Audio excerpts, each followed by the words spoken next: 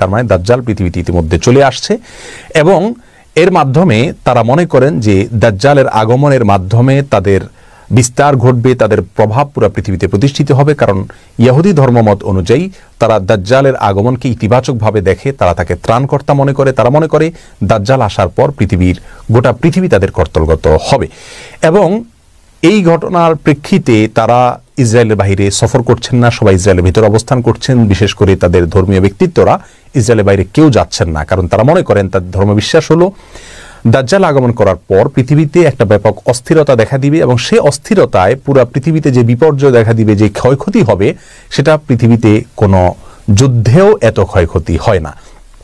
এবং অনেকটা বর্তমান করোনা পরিস্থিতির যে বিপর্যয় দেখা দিচ্ছে পৃথিবীতে, তারা সেটাকে সেই দাজ্জাল আসার পরবর্তী তাদের ধর্মীয় দৃষ্টিকোণ থেকে যে বিপর্যয় হওয়ার কথা সেটা বলে তারা ব্যাখ্যা করছে। ইসলাম আসলে এ ব্যাপারে কি বলে? একজন মুসলিম হিসেবে আমাদের বিশ্বাস কি হওয়া উচিত? দাজ্জাল কি আসলে চলে এসছে বা এই সময় দাজ্জাল চলে আসার কথা কি না? আমরা তাদের এই সাক্ষাৎকার বা তাদের সংবাদকে বা তাদের এই দাবিকে বিশ্বাস করব কিনা বা কিভাবে ব্যাখ্যা করব, এ বিষয়ে আমরা সংক্ষেপে কিছু কথা বলবো। আমার তৌফিক ইল্লা বিল্লাহ।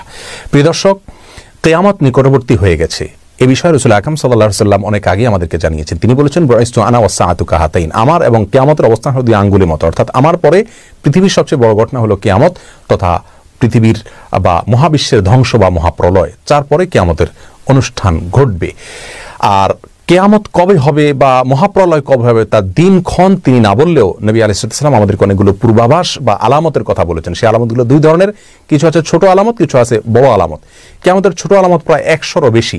সেই 100 আলামতের ভিতরে সর্বশেষ আলামত যেটা বলতে পারি তা হলো ইমাম মাহদির আগমন। ইমাম মাহদির আগমন এখনো পৃথিবীতে ঘটেনি, তবে ইমাম মাহদির আবির্ভাবের পূর্ব মুহূর্তের পরিস্থিতি পৃথিবীর কেমন থাকবে সে সম্পর্কে হাদিস থেকে ধারণা পাওয়া যায়। সেটা হলো গোটা পৃথিবীতে অন্যায়, অবিচার, অত্যাচার, জুলুম এটাই পরিপূর্ণ হয়ে যাবে।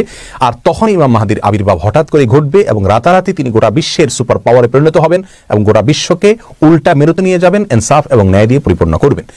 এরপরে কিয়ামতের বড় আলামতগুলো দেখা দিবে, যে সম্পর্কে সহিহ মুসলিমের হাদিসে নবী আলাইহিস সালাম বলেছেন কিয়ামত ঘটবে না 10টি আলামত আসা ছাড়া। সেগুলোকে ওলামায়ে কেরাম, ইসলামের বড় বড় পণ্ডিতগণ, ইমামগণ কিয়ামতের বড় এবং বৃহৎ আলামত হিসাবে চিহ্নিত করেছেন।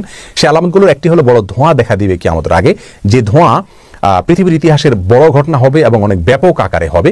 আর দ্বিতীয়ত যে ঘটনাটি ঘটবে তা হলো দাজ্জালের আগমন ঘটবে এবং আরেকটি আলামত ঘটবে তা হলো দাব্বাতুল আরদ নামক একটা প্রাণীর অলৌকিকভাবে আবির্ভাব ঘটবে এবং সেই মানুষের সাথে কথাবার্তা বলবে। চতুর্থত হলো ঈসা আলাইহিস সালামের আগমনের ঘটনাটি ঘটবে, তিনি আসমান থেকে অবতরণ করবেন।